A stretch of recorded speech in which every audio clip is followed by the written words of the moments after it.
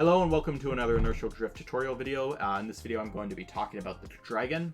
So for a long time, for months after the game released, the Dragon was considered to be, by quite a lot, the best B-class, and now we have more knowledge about the cars, and we know that this isn't actually quite true. In fact, I would only say that Dragon would win two tracks in the game, those being both directions of Bay Bridge Run. Most other tracks will be won by this fellow right here, the Jester, which we'll get to in another video. The reason I'm mentioning the Jester at all is because if you go between the two, you'll actually notice that the top speed stat doesn't actually change at all. And in fact, yes, the Jester and the Dragon have the exact same top speed. You do notice that the acceleration decreases for the Jester, and this is kind of true, but not actually quite true.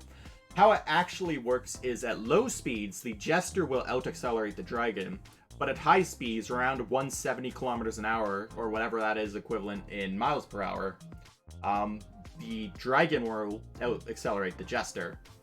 So if it's a track where it has a lot of really steep forced slowdowns, such as Sunset, Sea Circuit, where you're slowing down to well below 170, and those tight hairpin sections, the Jester will actually outperform the Dragon, because it will pull away faster out of those corners. However, if you instead are looking at something like Bay Bridge Run, which is something I think the Dragon wins, where you do have deceleration, but it's kind of minor, and you're probably not going to be slowing down to much below 170.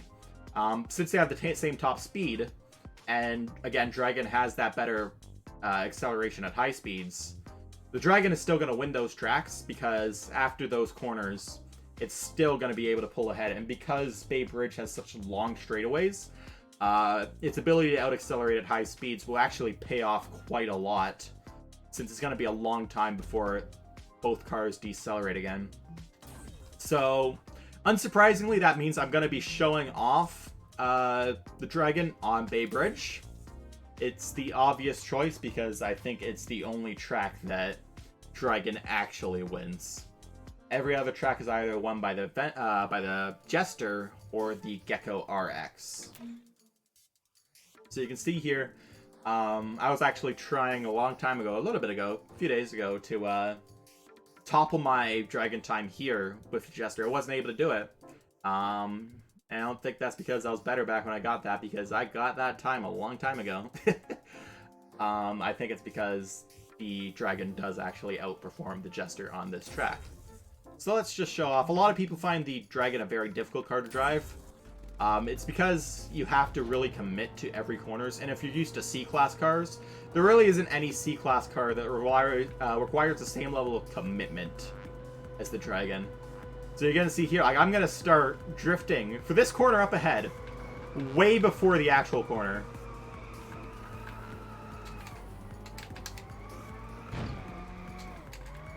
And even then, I still didn't do it quite right. And that's sort of...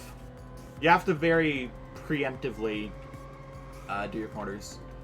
There's sort of three ways to corner in the Dragon.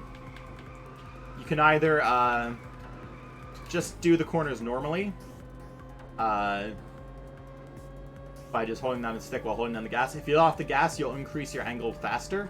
And likewise, if you brake, you'll increase your angle even faster than that. But if you've watched any of my other videos, you'll know that you want to minimize braking and steep drift angles as much as you can. But you notice that was probably the steepest or the sharpest slowdown in this entire track, and I still came out of it above 180. And because of that, I will out-accelerate the Jester coming out of that corner. There's no corners quite like that left. Every other one is still gonna be above 190, even above 200. And that's the advantage of the Dragon. Another thing Dragon can do is if you are in a sharp corner, it can reset to straight by tapping the brakes. And it will also reset to straight slightly slower, but will still do it if you instead just let off the gas. It will go back to straight quick. But you can see there I tapped brake at the end of the corner just to get myself back to straight, because when you're straight, you're accelerating as fast as you possibly can. I'm gonna do another lap. And again, you can see you have to commit to corners like this so much. You have to... If you don't know this corner's coming, you're done.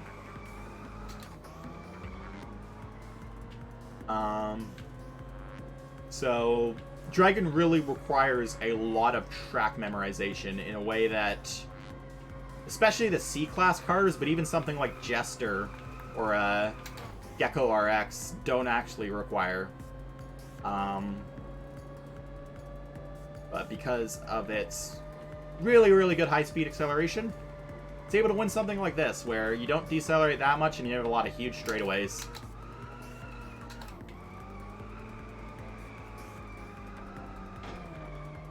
Unfortunately, we bonked there. Dragon does have quite a lot of deceleration on bonks.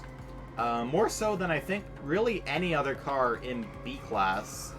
The only one that would be really competing would be the Jet, but I'm pretty sure the Jet has less deceleration on wall bonks than the Dragon does.